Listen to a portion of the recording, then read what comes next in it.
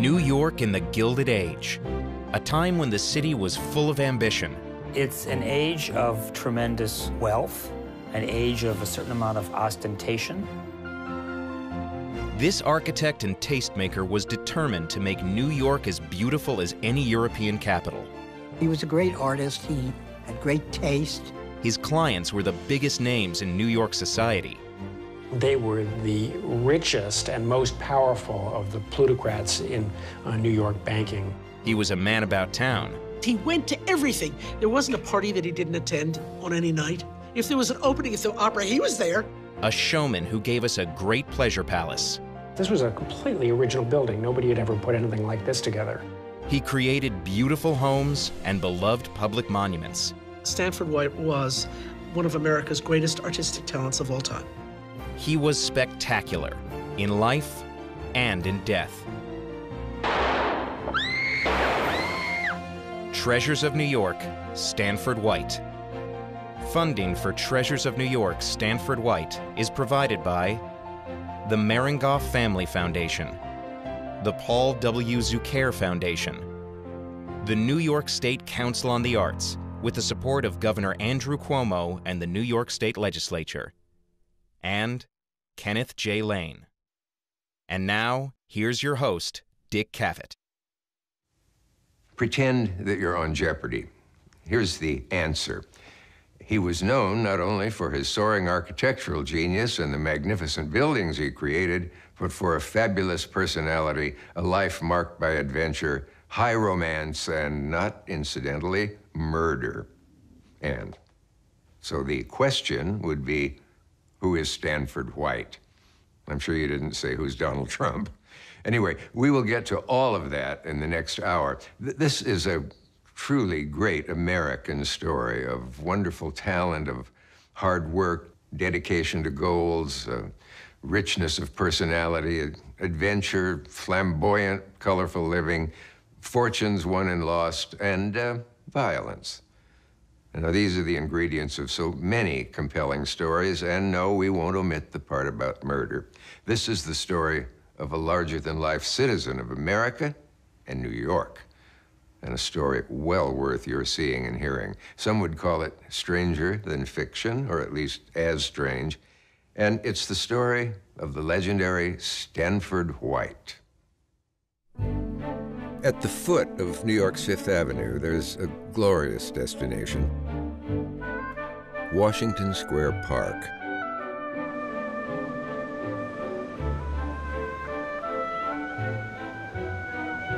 On its north end, the park is crowned by a triumphal arch. It's a 19th century declaration of New York City as a world capital, and its architecture is the equal of anything one could see in London, Paris, or Rome. If you were to just name one structure that Stanford White should be remembered by, really, it's the Washington Arch. Designed in 1889 by American architect Stanford White, the arch was the capstone of a great event. Stanford White was seen as a man who really understood celebration, whether it was a private celebration or a public celebration. And he had been asked by a committee to help essentially sort of decorate parades. He orchestrated the decoration of the city in connection with these parades. So when you wanted to have a good parade, you got a hold of Stanford White. In this case, it was a celebration marking the centennial of George Washington's inauguration in New York. Stanford White was appointed director of the event, and he designed a triumphal arch, a temporary structure made of wood, plaster, and straw. And he even found in an antique shop an old statue of George, and he put it on the top of this temporary arch, and then he ran up and down Fifth Avenue, making himself really, really sick, because he stayed up for something like 36 hours, stringing these Japanese lanterns from house to house, so that as you made the path up Fifth Avenue to 57th Street in this centennial parade, you had a glittering and glorious vista. Modeled after the Arc de Triomphe in Paris, the arch was so popular that New Yorkers raised the money to create the permanent monument, which now graces Washington Square Park. I would venture to say the Arch is the most famous monument in New York City, maybe next to the Statue of Liberty, but certainly as a city-owned monument in the heart of Greenwich Village, and whenever you say the Washington Arch, people know it. Less is known about the life of its designer, Stanford White, celebrity artist and architect, impresario, tastemaker, citizen of New York. Stanford White is among the greatest American architects of the 19th and 20th centuries. He was a great artist. He had great taste. He was very flamboyant. You know, he had red hair in what we would call a crew cut. Stanford White was a towering figure of New York's Gilded Age. White was moving so fast that he was leaving before he arrived. I mean, just always on the go, always opportunistic in a really remarkable way. He was full of life, full of beans. And throughout his prolific career, he was full of surprises, like this one. A lot of people don't realize, but there's actually a small door on the west side of the arch with a spiral stair that takes you up to an attic space.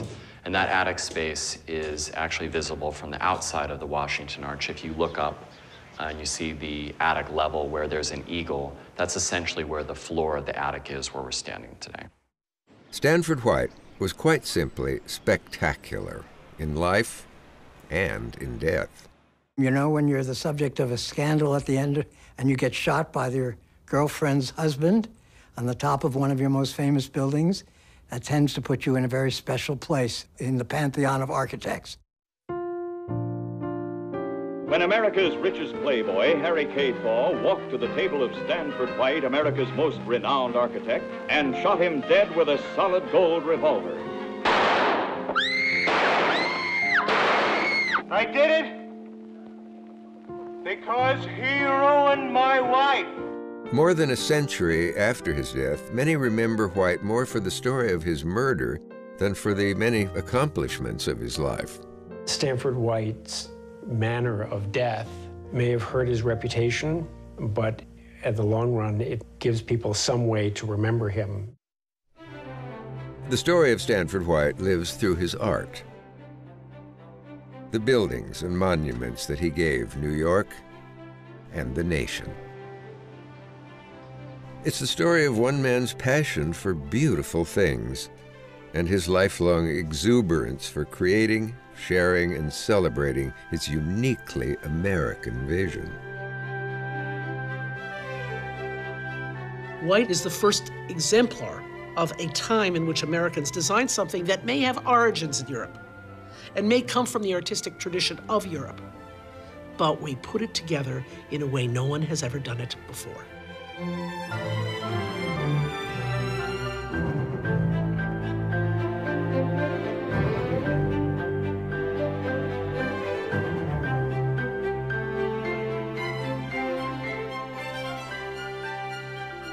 And in the 1880s, Stanford White was one of America's greatest artistic talents of all time. Stanford White was born in New York City in 1853 to journalist and Shakespeare scholar Richard Grant White and his wife, Alexina.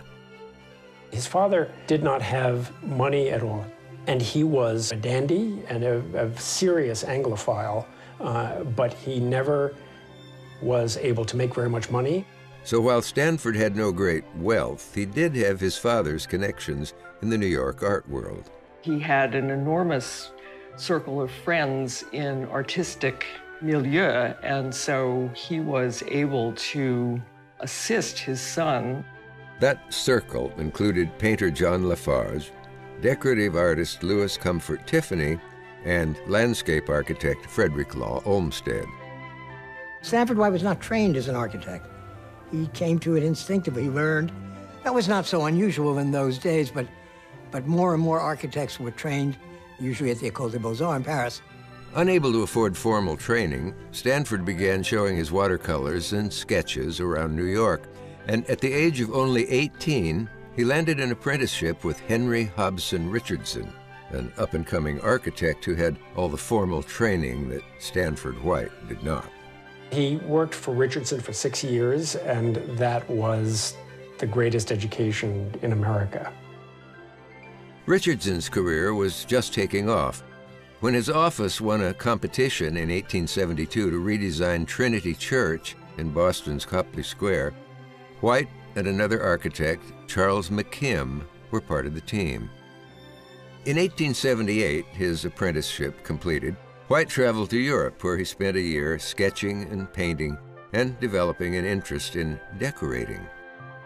Back in the States, the economy was booming, with wealthy New Yorkers looking for lavish European-style homes. The city and the people who were moving and shaking the city wanted to express their wealth and their status in a variety of ways. And the most visible way, because it was on the street, was architecture. Stanford White was on an upward ascent just when these commissions were available. White returned to New York in 1879 and sought out his friend from Boston, Charles McKim, now in partnership with architect William Rutherford Mead.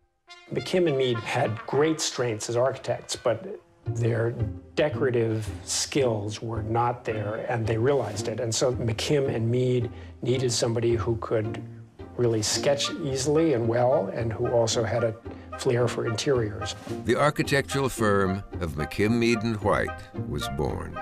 Stanford White started practicing architecture at a time when architecture became sufficiently complicated that it required a collaboration, and McKim, Mead & White was organized to allow for the collaborative participation of different disciplines under this single umbrella of the firm. And in fact, the partners would say that no work should be attributed to any one partner, that it always represented the work of the firm. They were the first modern architectural firm. I don't mean stylistically, I mean in corporate organization. They became the first really enormous modern firm in the United States, mainly by the trick of running with a room full of very talented young men working in the office, so the principals in the firm could go out and get jobs. And in late 19th century America, there were plenty of clients. What they were able to do is rise at that time just as new money is rising. So even though they would have all socially and philosophically and consider themselves part of the old America, they built for the new. And they built for the robber barons of the railroads, etc. Well, it's people like the Vanderbilts. Cornelius Vanderbilt was a shipping and a railroad fortune. J.P. Morgan is very involved in finance and creating the corporate structures of the country. Andrew Carnegie comes to New York, but he has great steel mills. There's great mines in the West. So it's natural resources, but it's also financial investments, and it's also railroads and steel. For this new America, McKim, Mead & White created private homes and clubhouses,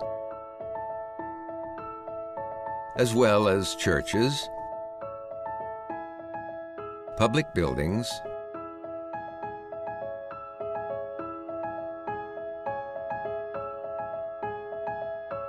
and monuments, all over the country. But it was in New York society that the firm, and especially its charismatic frontman, Stanford White, found a sweet spot. He worked for all of the robber barons and became the impresario of their self-image. As their clients got richer, they picked up new clients and they became the leading architects of the Gilded Age. The Gilded Age, a 40-year period after the Civil War, when the American economy exploded during Reconstruction. It's an age of tremendous wealth, an age of a certain amount of ostentation. Post-Civil War New York, late 19th century New York, was going through radical transformations, just like the country was. Actually, the country had been united at the end of the Civil War, and so you had a huge national market, and you had new trains connecting the country from east to west. As the financial and cultural capital of the country, New York City came to epitomize the Gilded Age. So in New York, while these great houses are being built and there's these lavish private balls, it's also the time when some of the great civic monuments we live with are built. The Brooklyn Bridge is built. The Statue of Liberty is created, the Metropolitan Museum of Art is founded, the Museum of Natural History is founded and built, the Metropolitan Opera is founded and built.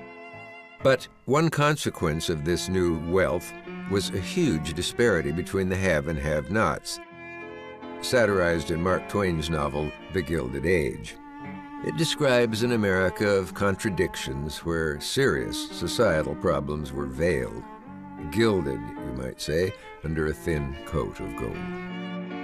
And that's one of the interesting things about the Gilded Age, that on the one hand, it's looking forward, and it's kind of egalitarian with things like electricity, which everybody can take advantage of, or photography, which everybody can see and use in magazines and newspapers.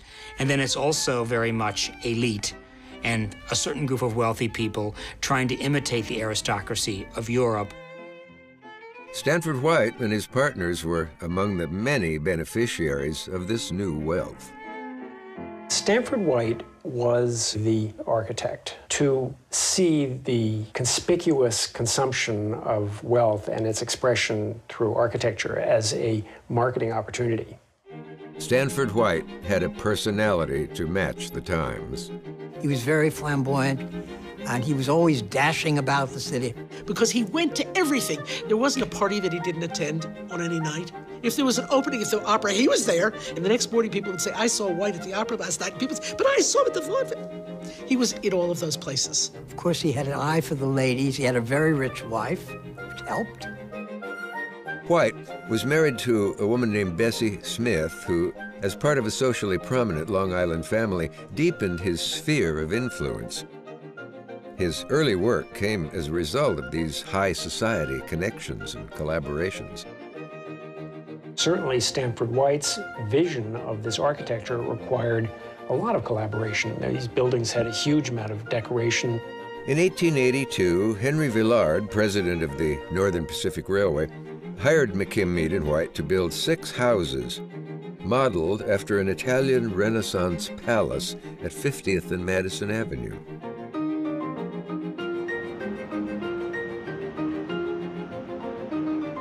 There is this just extraordinary collaboration with the best tile setters, masons, wood carvers, upholsterers, light fixture designers, and all being sort of led by Stanford White to create this sort of opportunity to spend unimaginable amounts of Henry Villard's money and getting something really good in the bargain. White's team included artists such as Augustus St. Gaudens and Maitland Armstrong. Together, they created an interior masterpiece filled with lush murals, hand-carved mantels, stained glass, and elaborate mosaics.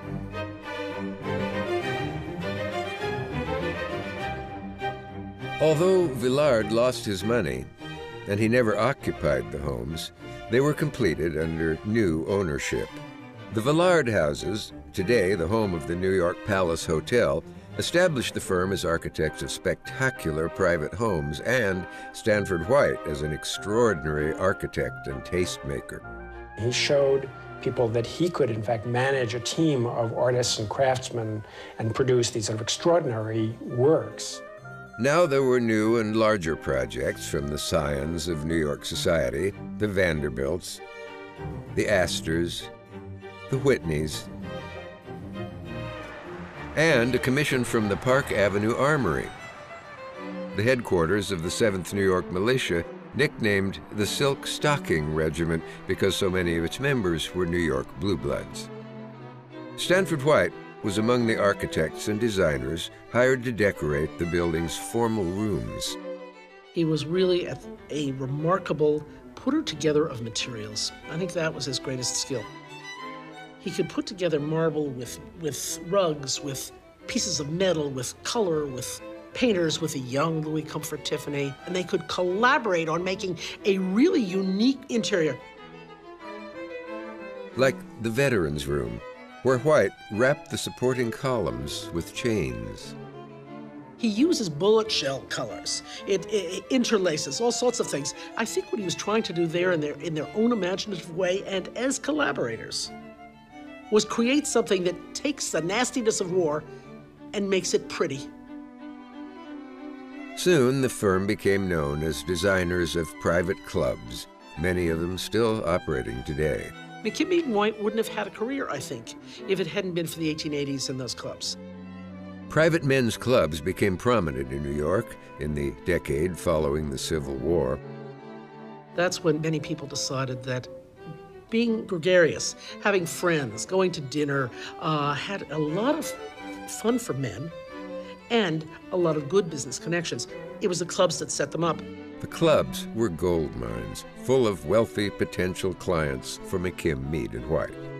If you look at their clients and you look at membership rosters, it is literally from those rosters that they got the boost to start their careers.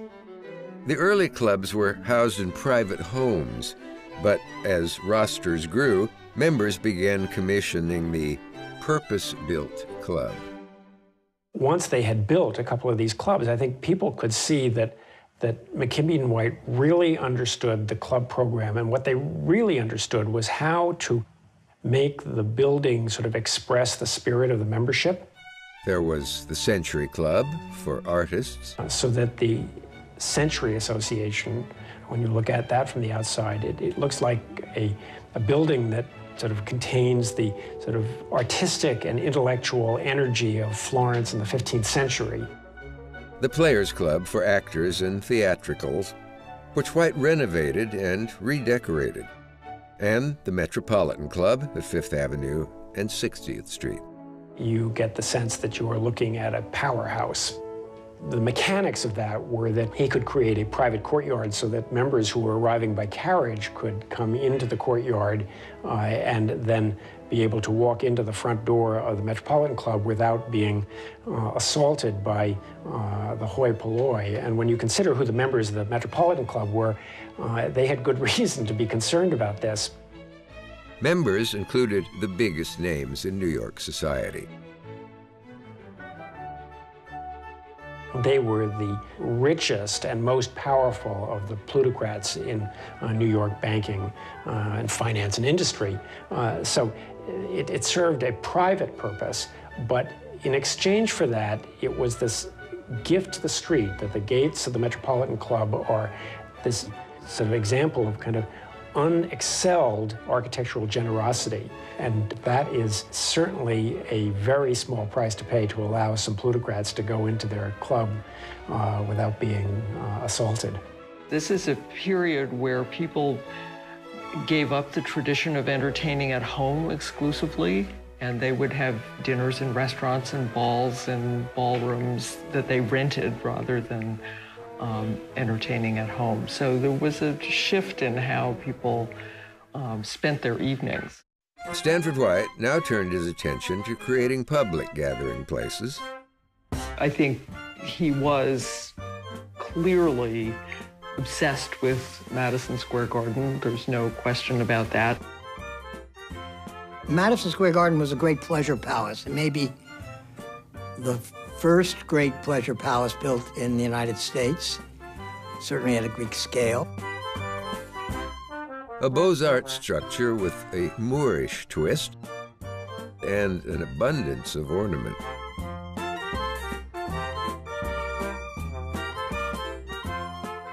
It commanded a wonderful sight at the northeast corner of Madison Square, which was the great fashionable location in the 1870s on until the First World War, basically. This was a completely original building. Nobody had ever put anything like this together.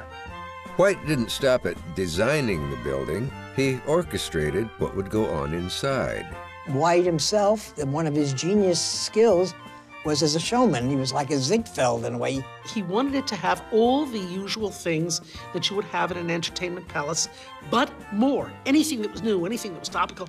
And he went abroad and looked at hippodromes and that sort of thing in London and in Paris and bought outfits for everybody, and he was going to dress them in what would have seemed to us really gaudy costumes. But he got the building together, and the building was to have the old stuff of the old New York. Like horse shows, auto shows, circuses, and even physical culture competition. It was also going to have those new pugilist games, boxing, and then he was going to put in anything new like vaudeville. And he built this building with great rooms and a rooftop terrace. A nightclub in the sky.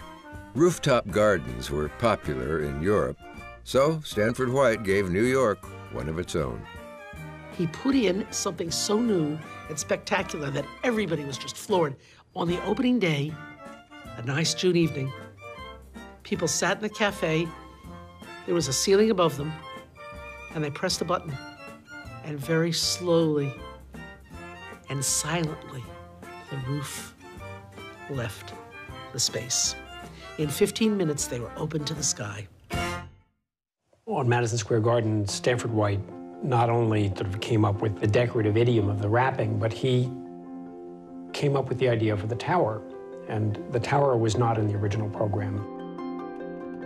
The tower was modeled after a Spanish cathedral, but instead of topping it with a religious symbol, White cooked up another surprise with his friend and collaborator, sculptor Augustus St. Gaudens. Well, the collaboration between Stanford White and Augustus St. Gaudens reached its apotheosis at a popular level in connection with this statue. This is Diana that St. Gaudens designed to go on the top of Stanford White's Madison Square Garden. Diana, a pagan goddess of the hunt.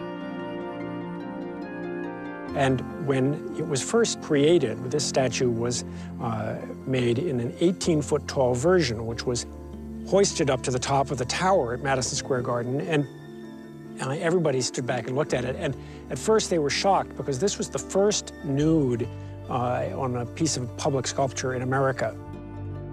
Shocking as she was, Diana became a New York icon. Apparently it was lit with electric lights. There was a ring of lights at the base of the statue, and it was quite high up. It was about 350 feet up in the air. And apparently at night when it was lit up, you could see it from as far away as Greenwich, Connecticut. And it was sort of everybody's favorite part of New York. I mean, it was this sort of lovely thing to look up and see in a time when New York was really not a very pretty place.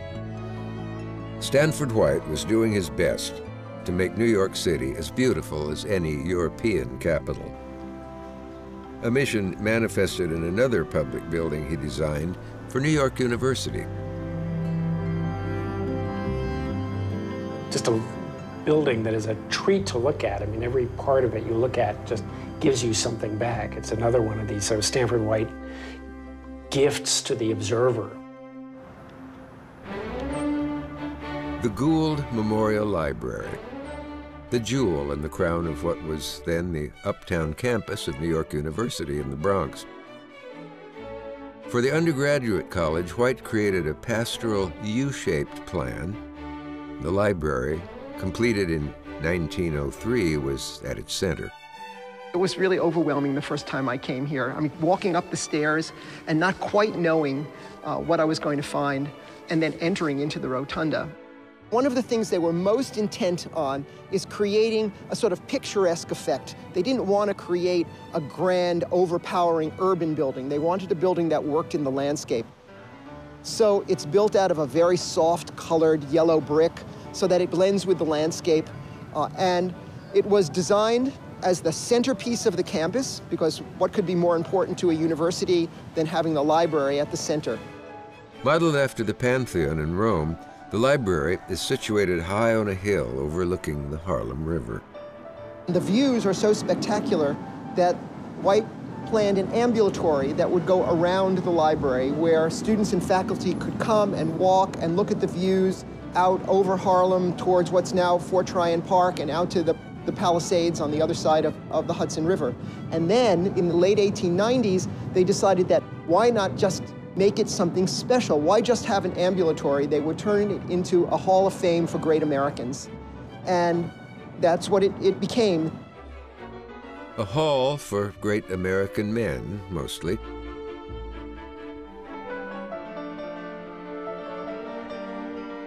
Including George Washington, Abraham Lincoln, and White's good friend Augustus St. Gaudens. The flowing ambulatory and the muted straw-colored bricks making up the building's facade belie what a visitor discovers inside. Stanford White was very, very conscious of drawing people into a building in the most dramatic way possible. You're really not necessarily prepared for it from what you see outside, and then you go in and you're just overwhelmed by the incredible beauty and lushness of the interior. You approach the library down an alley of trees that leads right to the front door. You walk up a few stairs through the portico of the library,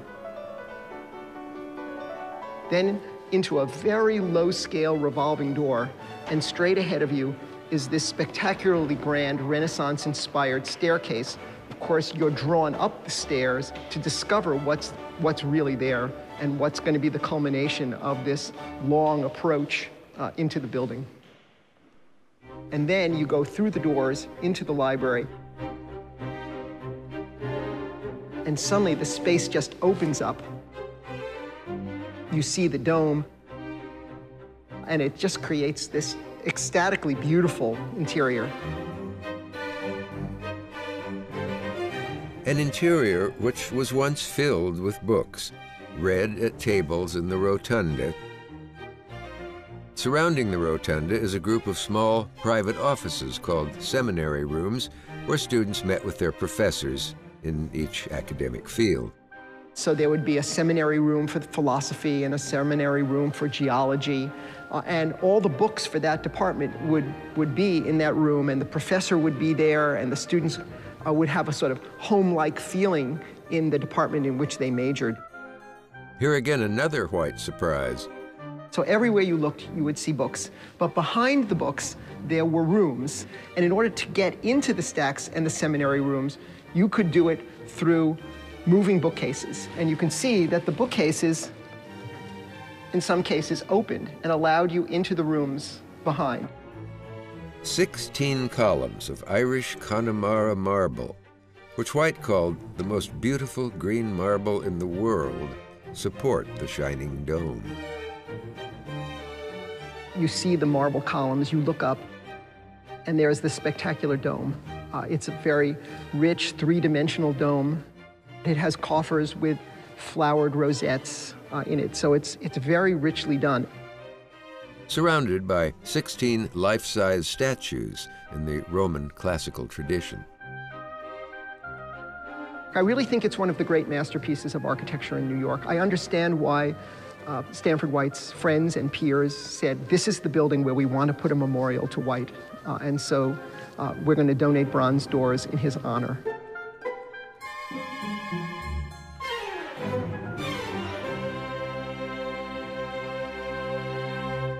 After the turn of the century, as architectural tastes began to change, Stanford White, ever the entrepreneur, began to reinvent himself as a decorator. Stanford White's interest in decoration was at a couple of levels. First of all, I mean, he thought that these objects were very, very beautiful, and he had a remarkable eye for spotting this kind of beauty. He also had this ability to combine objects that people would not have thought were combinable. White would not be limited by the constraints of decorative styles, mixing Renaissance with Baroque with a European hunting lodge. A rug used as a table covering, an outdoor fountain indoors, a moose head surrounded by cherubs. White never met a bare rug he didn't like. I mean, decorators still go around and buy furniture and things like that, but then he would amass huge warehouses of stuff. White became a dealer, persuading his wealthy clients to buy certain pieces of furniture, tapestries, or other pieces, things that he had acquired in Europe. He had all these connections to European dealers who would tell him that something was available or on the market, or he really had to look at this, linenfold paneled room that was just unique in the world, or this set of tapestries that no one had ever been able to buy before, but now they were able to secure them. White was a true Renaissance man. He was able to not only give these people the houses that they wanted, but he was able to help them buy the furniture that they wanted, to get the paintings that they whether or not they wanted them, the paintings that they should have gotten, and he was able to advise them on what their parties might be like.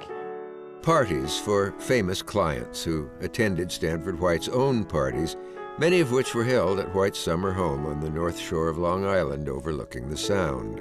In the city, it was still, even if you were on Fifth Avenue, it was still relatively dense. And it was hot in the summer, so you wanted a country home. So the New York home would be where you had your events during the season, but then you would go to Hyde Park, up on the Hudson, you would go to Newport, you would go to the northern shore of Long Island, you would have your country homes. White called his country home Box Hill. Stanford White really did give big house parties all the time in the summer and spring and fall when he was using Box Hill. So there were a lot of people here, and there's a wonderful guest book. Bessie White kept a record of every weekend guest. Some pretty fancy people show up. I mean, Stanford White was using Box Hill as a marketing tool, and the clients and prospective clients and sort of just general rich pals of McKim, Mead, and White show up in those guest books a lot. So they were pretty lively parties. It is, in fact, a Dutch door, and it opens the top half of Sam White, Stanford's great-grandson, gave us an exclusive tour of the home where he spent many childhood days. The first thing guests see is the unusual treatment of the home's exterior. The texture that you're looking at on the walls of the house is called pebble dash. The original home had been a clapboard-painted farmhouse. White enlarged the home bit by bit, and when it was complete, he decided to cover the house with this material that we call pebble dash, which is essentially beach pebbles from Long Island Sound, which are pressed into wet cement, which is set on wire lath over the clapboard. This was typical of White's interest in texture and color and non-traditional materials. It just picks up the light wonderfully. It gives the house a very special character, and it gives it this extraordinary texture, particularly when you look at it sort of obliquely. Once inside, the White surprises continue. Well, this is the front hall, and this was one of the 3 formal rooms that Stanford White created for Box Hill. Stanford White was quite interested in the hall as a social space. White had a talent for repurposing. These doors were originally made for the Morgan Library in New York, and apparently Morgan was not satisfied and wanted something in a nobler material, and so Stanford White was more than happy to take the rejects. On the walls, another unexpected material. The split bamboo is quite interesting. Stanford White was just really interested in unusual materials for not because they were unusual, but because they had extraordinary textural qualities to them. And so he took this bamboo, which must have cost about $10.50 to do the whole room, and just used it as wallpaper. Box Hill is a window into Stanford White's remarkable imagination. Extraordinary sort of collection of artifacts from different cultures and different periods. You have these bed warming pans, which are this element from 17th century America, practically. These elements, they look like giant frying pans on long handles, and you would fill them with hot coals, and you would use them to take the chill off the sheets, which was very welcome in the winter. And what Stanford White loved was the decorative quality of this. He didn't much care what period it came from or what country, and so he's juxtaposing that against the split bamboo, and then down at the bottom, you have these lions that are probably from Venice somewhere. The fireplace down at the far end is for the most part, probably a 17th or 18th century Italian antique. My understanding is that some of it is original and some of it was created to pull the original pieces together because there were missing pieces, and Stanford White had access to extraordinary craftsmen who were coming into New York at this period of time. There's a huge migration from Europe of very talented craftsmen. And so he was able to get stone carvers and mosaicists and wood carvers and people who could work in marble very easily, and they could make these sort of wonderful things that are not completely original. We're in the living room now, which for some reason my family calls the Baroque room. And it is the oldest part of the house. This room also shows not only a taste of Stanford White, this interest in texture and unusual materials. Here, the walls and ceiling are covered in seagrass and bamboo. The material, though, the wall covering is actually used almost as if it were sort of precious marble, because he arranges it in panels. He pays a lot of attention to the proportion and size of the panels. You have down at the far end the mantelpiece, which is either French or Italian Renaissance, and that's combined with that what's called a fire crane, which is that cast as a wrought iron element which holds pots near the fire, and I understand that's something from Spain. An ornament taken from an outdoor fountain is given a second life. What it shows is White's interest in taking ordinary things. A swan is a pretty ordinary animal. You see them all around here in the harbor. But to somehow sort of coax out of this ordinary thing something sort of mildly bizarre or mildly threatening. And this chandelier from Bavaria. The St. Barbara, with this sort of combination of this figure with a snake's tail and the antlers. This is real Stanford White. I mean, he just kind of loved these totally bizarre combinations. This is the original dining room of the house, and this was built by Stanford White in the early 20th century, I would say around 1903. He added the dining room, and dining was an important part of the weekends, which was what the house was built for, summers and weekend entertaining.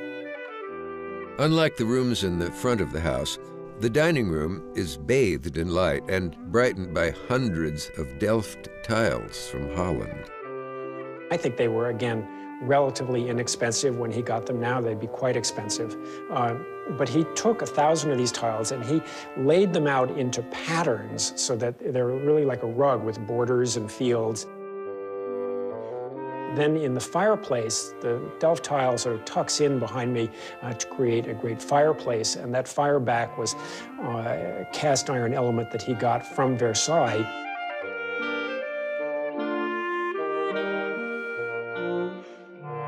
That was his genius, was that he could put these things together in a way that no one else had ever thought of or could do. And he just had such a flair. I mean, you're actually a little jealous of him.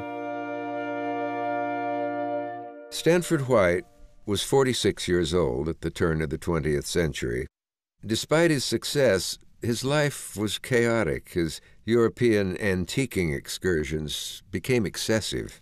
And so he made money on these items, but not enough to save him financially.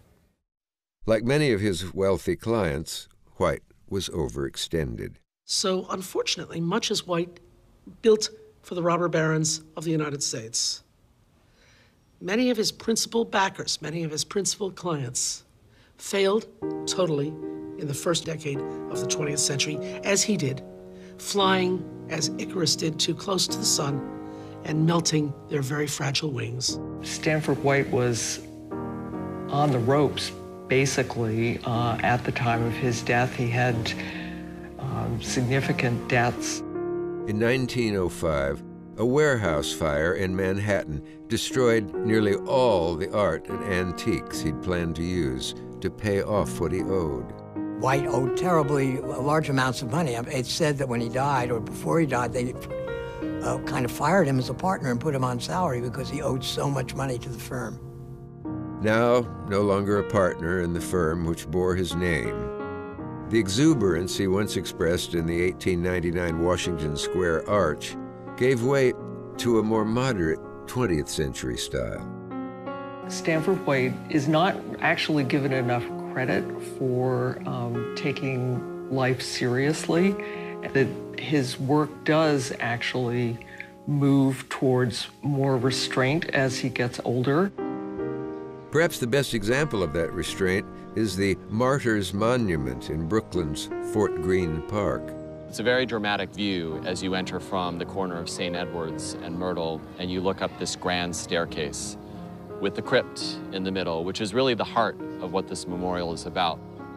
The classical Doric column rises 148 feet high on a hill. The Fort Greene Martyrs Memorial is a memorial to the Revolutionary War martyrs who died in Wallabout Bay at the Brooklyn Navy Yard. During the American Revolution, more than 10,000 prisoners of war died in captivity aboard British prison ships docked off what was then British-occupied Brooklyn. Some of the bones of the dead were preserved and are now kept in this crypt. It actually is his very last design. It's been said that it was actually something he was working on the night that he died, late in the office, and put the pen down and, went to the theater, and literally it was the last monument.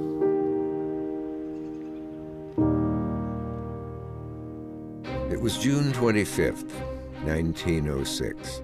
That evening, Stanford White left his office to attend a musical performance on the rooftop of Madison Square Garden. Evelyn Nesbit and her husband, Harry Thaw, were also there. Before her marriage, Evelyn Nesbit was an artist's model and chorus girl, and Stanford White's mistress. She became known as the Girl in the Red Velvet Swing. This 1907 film dramatizes the story of White's seduction. After the affair ended, Evelyn married Harry K. Thaw, a Pittsburgh millionaire with a history of mental instability. When Thaw learned of his wife's affair, he became obsessed with Stanford White, obsessed enough to stalk White for months. The stalking ended that night on the rooftop, where during the performance, Thaw walked up to White, pulled out a gun, and shot him dead. Stanford White was just 52 years old. What followed was the nation's first trial of the century. Harry Thaw stood accused of murder, but it was the details of Stanford White's life that fascinated the public. The press ate it up. I think for years and years, when anybody thought of Stanford White, they thought of the scandal as really played out in the trial, where the trial was one of the first trials in which they basically put the victim on trial, and Stanford White was the victim, and he was found guilty in that sense. Thaw's defense team produced this silent film and released it in movie theaters 1 month before his murder trial ended, in a hung jury. At a second trial, a year later, Thaw changed his plea to insanity. He was convicted and spent the next 7 years in a New Jersey mental institution.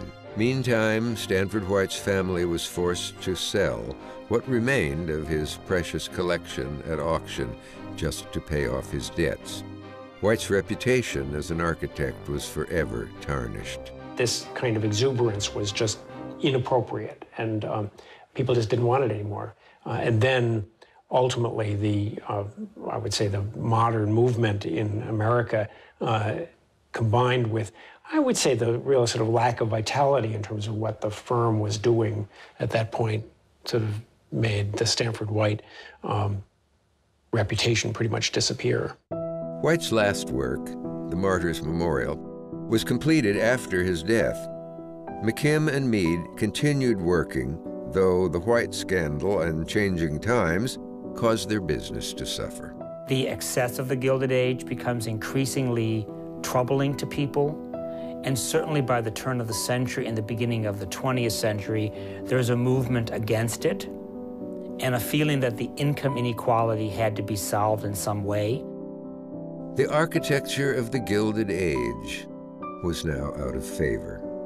People said really terrible things about McKim and White. They looked back on these three men as not interpreters of European tradition, but rather mere copyists.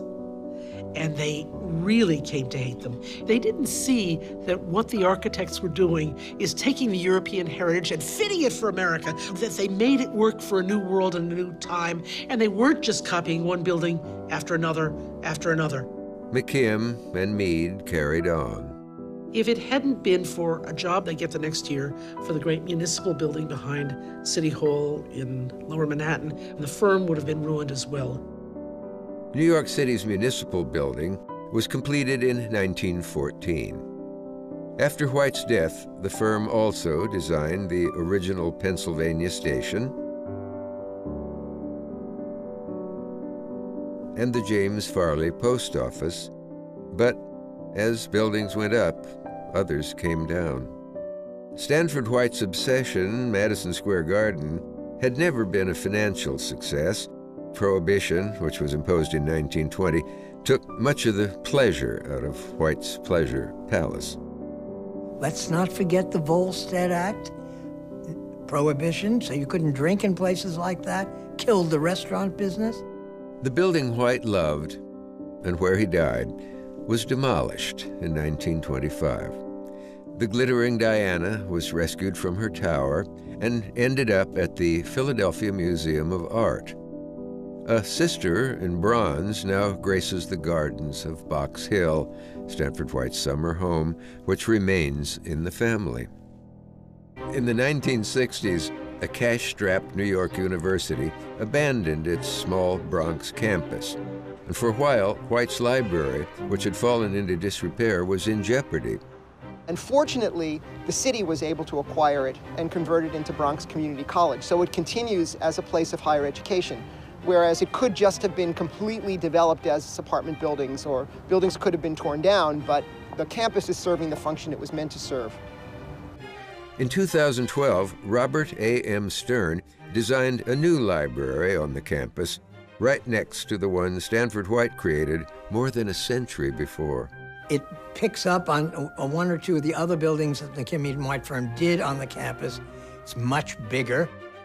Inspired by the Bibliothèque in Paris, Stern's is a great academic building. It's a gift to the students of Bronx Community College and to the city of New York. I think it's thrilling, and I've heard it from so many people who've been there, students and so forth. They're so thrilled to have a room that they think, this is like being in a real university. This is really a place. And that's what we set out to do, and it's one of my proudest projects. In Stern's facade, one can't help noticing the architect's esteem for Stanford White. We worked very hard to try to match it. I think Stanford White would smile. I think he would smile. We think he would smile, too, at the sight of his triumphal arch and the continued exuberance surrounding it. Every time you walk down Fifth Avenue and get to the bottom of Fifth Avenue and see that arch, I mean, I think that is the legacy of Stanford White. These buildings, the work of Stanford White and his partners, represent a golden age of American architecture, when New York and America stepped proudly into the 20th century. The idea that New York was an important city, it was going to be a global economic force, and it needed to have a kind of an urban fabric that sort of dignified its position in the world economy. I think that McKim Eden White saw that, and they advanced that.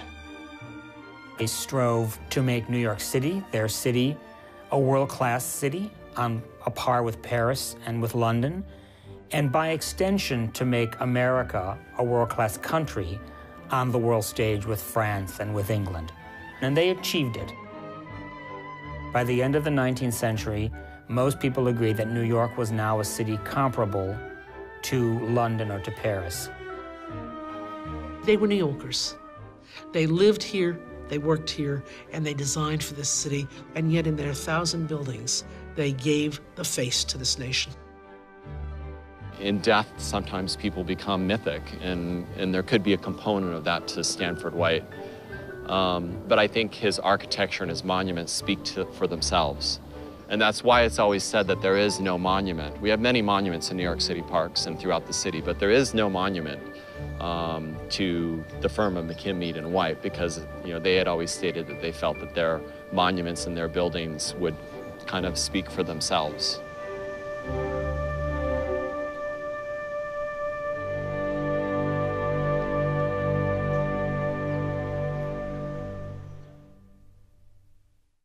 A personal note.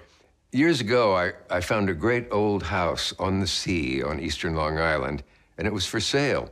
And An architect friend drove up and he identified it on site, still in his car, as a Stanford White house, and he began yelling, "Buy it, buy it." And I did. And there was a wonderful portrait of a beautiful woman, unidentified, in the attic. And an old-timer visiting me said, "Ah, Evelyn Nesbit." I'm always happy there. Thank you for watching Treasures of New York.